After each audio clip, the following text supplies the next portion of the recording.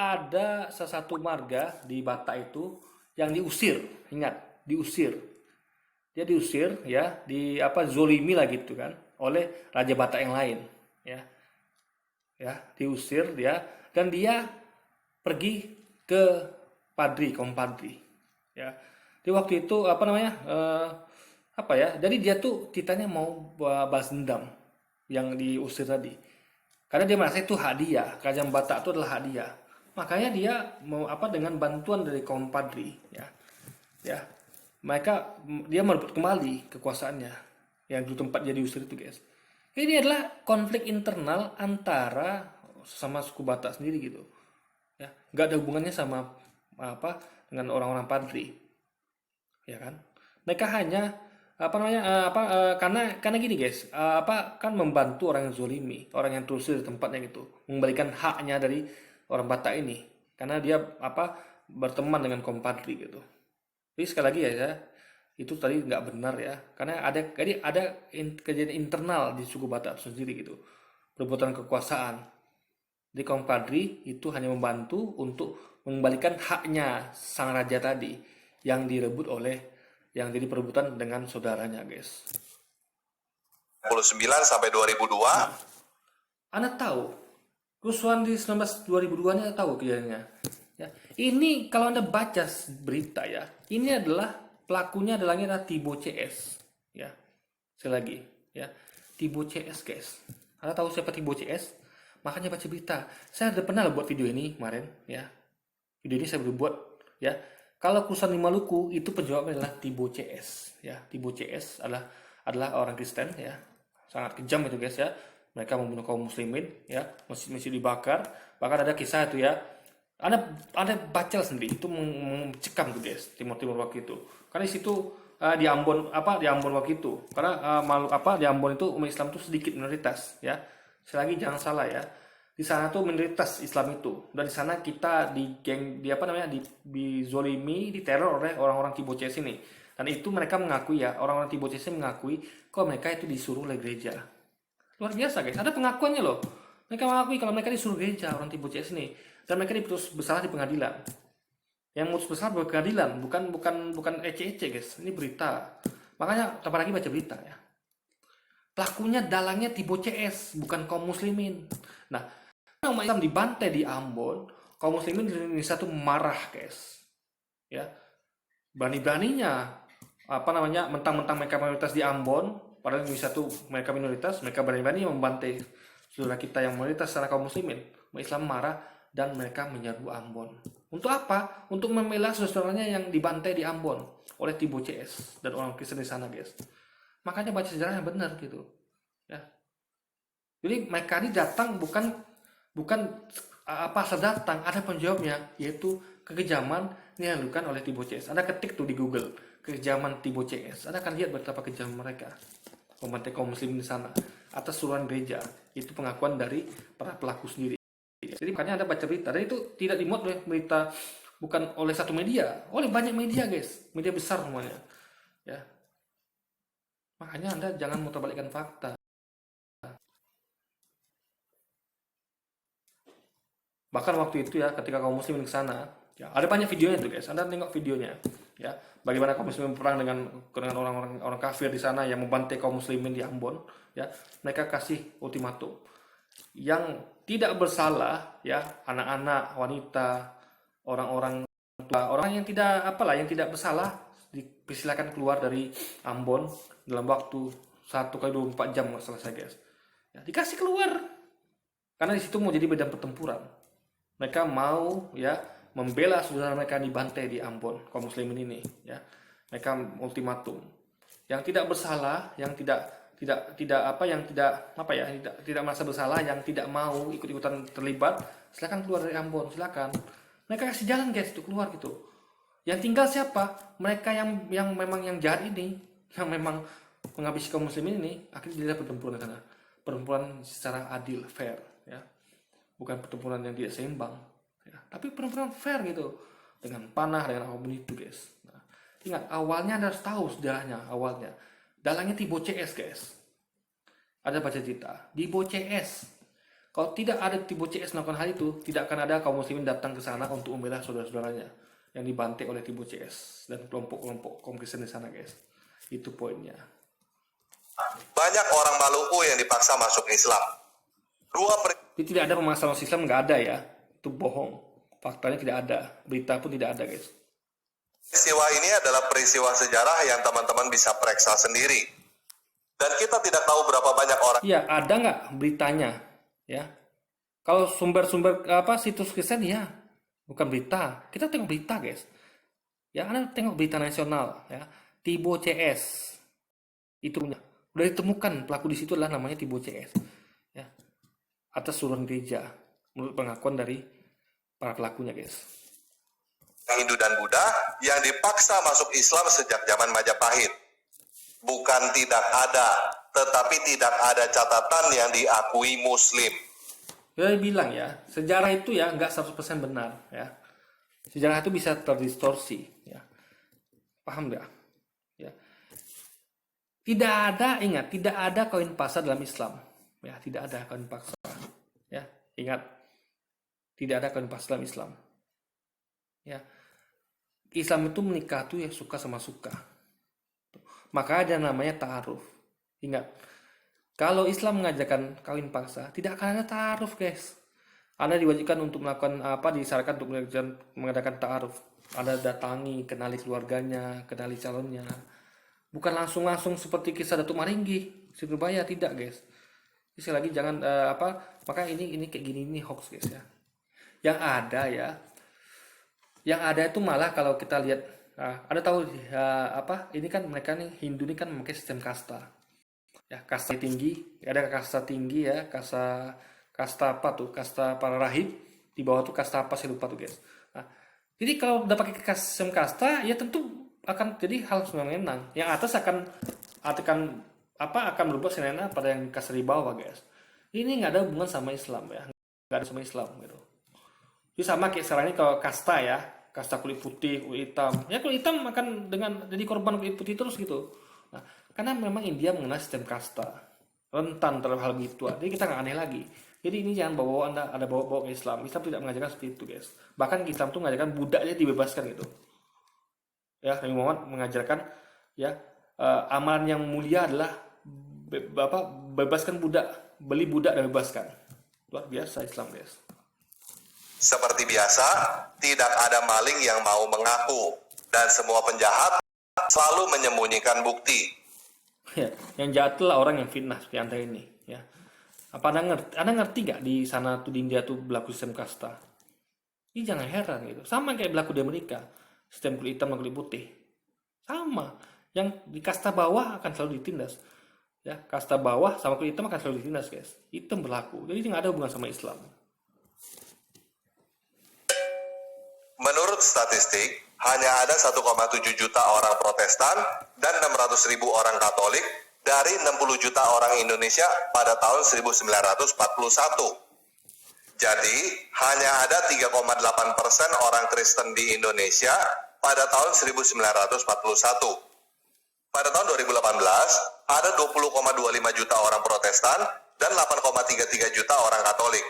Jadi, total ada 28,6 juta dari 267 juta orang di Indonesia, 10,7%. Artinya, pertumbuhan Kristen di Indonesia baru tumbuh pesat setelah kemerdekaan. Kenapa? Karena tidak ada lagi Pangeran Diponegoro, nggak ada lagi. Karena sejak zaman kemerdekaan itu bebas. Mereka bebas menginjil. Ingat, mereka bebas menginjil. Jadi gini, guys, ya, menginjil di zaman perang, mereka akan dilawan oleh para pejuang. Ingat, bedanya adalah sebelum zaman kemerdekaan dengan kemerdekaan, ya. Pada waktu zaman sebelum kemerdekaan, mereka menginjil di masa perang, sehingga ada perlawanan dari para pejuang. Mereka bisa berhasil karena ada para pejuang yang nggak mau dikristenkan, guys. Nggak mau mereka dikristenkan, guys. Mereka melawan, ya, pejuang Islam itu melawan. Tapi kalau zaman kemerdekaan, mereka enak menginjilnya gitu. Kenapa? Udah merdeka. Siapa lagi pejuang kita nggak ada? Maka mereka bisa menginjil yang bebas. Dan ingat, bedanya Islam dan Kristen, mereka mengadakan kristenisasi. Islam tidak ada istilah Islamisasi. Nggak ada istilah, guys. Kita hanya mengenal satu istilah, yaitu kristenisasi. Kenapa? Karena mereka jemput bola. Ingat, Indonesia berlaku hukum tidak boleh mendakwakan agama kepada orang yang sudah beragama. Tapi mereka melakukan itu. Ada berapa orang Kristen yang keciduk? Coba melakukan kristenisasi di Car Free Day, ya di lomba maraton, konser-konser, bahkan mendatangi tukang parkir. Saya pernah buat videonya, tukang parkir, ibu-ibu, ya kan, anak sekolah. Ada berapa ketangkap itu, guys? Maka ketika mereka bikin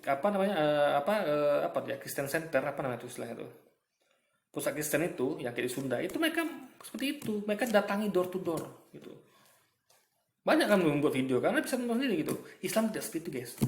Pada lihat bagaimana Islam menyebarkan dakwah, kita buat namanya Moral Center dan Islamic Center. Apakah kita mereka? Tidak. Bedanya adalah kita tunggu bola. Kita di dalam menunggu. Kalau ada orang-orang non kafir datang untuk minta informasi, kita kasih. Tapi kita tidak menerangi door to door, guys. Nah, itu bedanya kita sama mereka. Ya. Mereka melakukan hal yang dilarang, yaitu mendakwakan agama kepada yang tidak beragama. Nah, untuk kasus kayak suku-suku pedalaman, kayak suku Aki, suku Sakai, itu kita nggak apa-apa melakukan itu. Maka ustaz-ustaz itu sangat berdakwah gitu. Kenapa? Karena mereka belum punya agama gitu. Mereka masih menyembah pokok kayu. Nah, itu baru nggak apa-apa. Jadi ustaz-ustaz kita hanya menyasar orang-orang yang belum punya agama, guys. Gitu loh. Nah, itu sah. Jadi intinya adalah, tapi kalau mereka tidak, mereka embat semuanya. Orang yang punya agama itu mereka embat gitu, guys. Itu bedanya. Nah, selama 300-an tahun Belanda di Indonesia, cuma 2,8% yang menjadi Protestan. Menurut teman-teman, Belanda berhasil mengkristenisasi Indonesia atau gagal? Kenapa? Karena ada para pejuang kita. Anda pikir Indonesia ini isinya orang-orang pecundang apa? Tidak. Para pejuang kita sampai mengorbankan sampai tidak ada penghabisan, ya, untuk melawan penjajah yang berusaha untuk menyebarkan misi apa? Gospel dan glory, termasuk gospel menyebarkan Injil, guys. Dilawan sama penjajah kita, guys. Jadi kita tuh pemberani, nggak tinggal diam dia. Indonesia dikristenkan tidak tinggal diam, guys. Mereka tidak tinggal diam melihat misi itu dilancarkan. Kalau sempat berhasil misi ini kacau, Indonesia akan menjadi negara Kristen. Mereka tidak mau diam. Misi gospel glory harus dilawan. Jadi ingat, penjajah Belanda Portugis mau misi apa? God Gospel Glory. Dan pejuang Indonesia melawan apa? Melawan misi Gospel Glory. Mereka tidak akan biarkan mereka menginjil Indonesia dengan misi penjajahan, guys.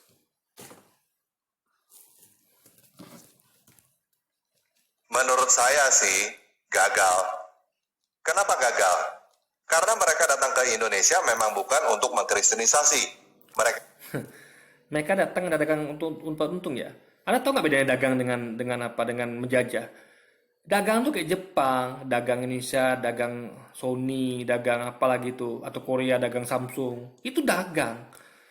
Belanda tidak seperti itu, bro. Belanda datang sini, ya, kapal-kapal perang datang sini, ya, mengeruk sumber daya kita dan menjadi kita budak. Ya, Anda harus bisa bedakan antara penjajah ya dengan pedagang. Ya, tempat lagi pernah belajar sejarah gitu ya. Membedakan pedagang dengan penjajah dia nggak bisa, guys. Datang ke Indonesia untuk dagang dan dapat untung. Kalau mereka cuma dagang dan dapat untung, ya, kalau mereka tidak melakukan kristenisasi dengan sumber gospel glory, mereka tidak akan dilawan oleh pejuang Indonesia. Coba, ada nggak melawan Samsung, melawan Sony Jepang? Nggak ada, karena mereka berdagang, guys. Kalau Anda berdagang nyari untung, tidak akan ada yang mau melawan Anda. Tidak akan ada Imam Bonjol, tidak akan ada T.W. Goro. Tapi karena Anda menjajah itulah dengan misi gospel glory, makanya timbul perlawanan. Logikanya kemana nih tempat ini? Ya. Kalau Anda seperti bank tadi datang ke Indonesia investasi, ya, lalu Anda makan aset nyewanya Suriti atau kayak Jepang, ya, atau kayak Korea, tidak akan ada Indonesia nih yang melawan Anda. Tidak akan ada Pangeran Penegoro, Imam Bonjol. Tapi karena melakukan penjajahan itulah dan merasakan misi gospel glory, maka timbul perlawanan, guys. Makanya logika dipakai gitu. Jadi logikanya gimana orang ini ya? Kadang-kadang saya kesel gitu, guys. Tapi gimana lagi, kita doakan sebagai dapat jaya ya. Orang-orang ngaco ini, guys. Mereka datang ke Indonesia untuk mengkristenisasi. Ditambah pakai senjata, masuk Kristen atau mati. Gak perlu tunggu 300 tahun, pasti seluruh Indonesia udah Kristen semua. Iya, kalau tidak ada pejuangnya, ya. Kalau tidak ada pejuangnya. Tapi tidak, Indonesia adalah negeri pejuang. Kita punya banyak pejuang hebat, tangguh, yang berani mati syahid membela. Ingat ya, para pejuang itu mati syahid untuk membela negara saja, tidak. membela agamanya juga guys, membela Islam dan membela negaranya. Karena Islam mengajarkan untuk membela agama, akidah dan negaranya. Mereka nggak mau Indonesia tuh diinjilisasi ya, dikristenisasi oleh gospel glory. Mereka melawan guys. Ya, kita tidak, bangsa kita bukan pecundang. Ya, kita tidak bisa menerima. Oh kamu masuk Kristen? Ya enggak. Kita melawan guys. Ya, kita lawan waktu itu. Gospel glory itu. Bahkan sekarang pun kalau ada hal itu lagi kita akan lawan lagi guys ya. Kita adalah bangsa pejuang. Jadi tetap lagi harus ngerti itu. Jadi kalau dia kalau memang kenapa dia membela-bela penjajah guys? Karena agamanya sama. Ngerti ya? Ini kenapa tanpa lagi buat video ini? Karena agamanya sama. Dia termakan dogma harus bela penjajah Belanda karena agamanya sama. Dia nggak mau fakta itu beredar. Kalau memang penjajah Belanda itu slogannya adalah Gold Glory. Dia manipulasi itu dan mengatakan cuma dagang. Kalau cuma dagang tidak akan ada yang marah di Indonesia ini guys. Tidak akan ada yang berjuang untuk apa? Nama aja berjuang untuk merdeka, berarti dijajah. Kalau Indonesia ini berjuang untuk merdeka, kalau namanya belum merdeka, berarti dijajah. Kita udah merdeka belum sekarang? Udah. Apa kita dijajah Korea sama Jepang? Enggak, mereka berdagang. Kenapa dulu kita belum merdeka? Karena dijajah guys, bukan karena berdagang. Kalau dulu berdagang, tidak ada namanya kita dijajah. Tidak perlu kita memerdekakan diri. Ini pusing saya lihatnya guys ya. Ini logikanya ngawur terus nih orang. Nah, buat teman-teman muslim yang mau berkata bahwa orang Eropa berbondong-bondong masuk Islam, saya mau katakan bahwa itu adalah berita bohong. Yang benar adalah orang Islam berbondong-bondong mau. Jadi guys ya, fakta adalah dua hal terjadi sekaligus ya. Orang Islam berbondong masuk Eropa dan orang Eropa berbondong masuk Islam. Faktanya apa? Buktinya ya. Coba ada lihat, banyak gereja yang dijual. Ada klik deh Google. Gereja yang dijual tuh banyak sekali. Gereja yang dijual. Kenapa? Karena pengikutnya sudah nggak ada lagi. Pengikutnya sudah nggak ada lagi. Jadi sekali lagi guys ya, dengan masuknya, jadi gini, cara Allah untuk mengislamkan Eropa dengan membuat, itu satu cara Allah. Sehingga adanya orang-orang imigran, sehingga orang berbondong-bondong masuk Islam. Ingat, coba Anda bayangkan ya, bule-bule Eropa tuh ya, banyak Islam guys. Ya kan? Bekat imigran seperti Paul Pogba, seperti siapa lagi Zidane, siapa lagi imigran-imigran itu. Ya, jadi imigran sana tuh berdakwah gitu. Jadi jangan kira mereka sana tuh cuma datang gitu aja. Mereka berdakwah guys. Para imigran ini. Mereka berdakwah tentang agamanya. Mengajak orang mengetahui tentang Islam gitu. Nah, bisa lihat tuh baca dan dakwah on street. Jadi bagaimana kaum muslimin di Eropa tuh menggelar suatu kayak di tempat-tempat itu kayak stand gitu kan. Mereka buat stand loh guys. Bukan datangi orang satu persatu. Orang tidak. Mereka nunggu di situ. Ada orang lewat kan. Mereka menunggu. Kalau orang tentang Islam kan tertarik gitu kan, karena mereka ngira Islam agama teroris itu, mereka membuat orang tuh tertarik. Benar nggak nih agama teroris? Akhirnya mereka sampaikan informasi. Jadi mereka nunggu bola guys. Itu yang terjadi gitu. Sehingga selain orang-orang Islam berbondong masuk Eropa, orang Eropa pun berbondong masuk Islam. Dua hal jadi sekaligus guys. Maka meningkat pesat pegangan agama Islam di Eropa. Mau masuk Eropa, cari suaka karena negaranya perang terus. Orang Islam yang masuk Eropa banyak yang langsung murtad. Itu bohong ya, itu bohong. Mereka tetap mempertahankan akidahnya. Kalau mereka langsung murtad ya, bagaimana bisa orang-orang Eropa itu meningkat besar Islamnya gitu? Orang aja banyak murtad gitu kan? Tidak. Justru banyak yang masuk Islam. Makanya jumlah Islam itu meningkat besar di Eropa. Dan pertumbuhan Islam tinggi bukan karena banyak yang masuk Islam. Dan ingat ya, negara mereka berperang karena apa? Karena campur tangan dari negara-negara orang kafir, negara-negara dari apalagi ini kayak Amerika, apalagi negara kafir lain gitu, yang menyerang negara-negara. Ingat ya, kayak Irak itu siapa nyerang?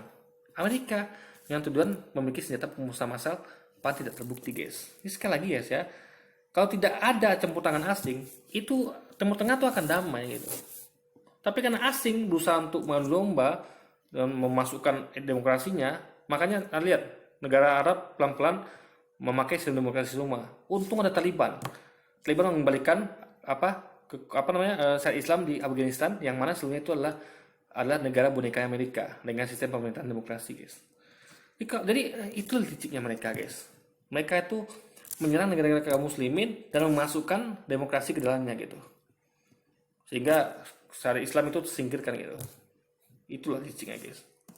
Secara sukarela, tetapi karena tingkat kelahiran muslim lebih tinggi daripada agama lain.